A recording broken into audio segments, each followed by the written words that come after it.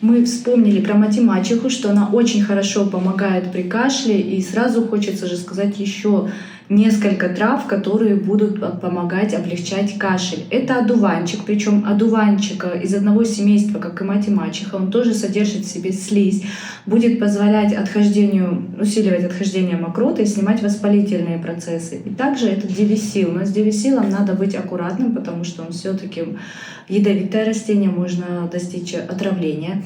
Но по чуть-чуть он оказывает очень хорошее свойство на бронхолегочную систему. Все эти 3 травы снимают воспаление, облегчают кашель, способствуют отхождению мокроты и, в принципе, обладают общеукрепляющим действием, способствуют регенерации тканей, ускоряют и обладают антипаразитарным действием.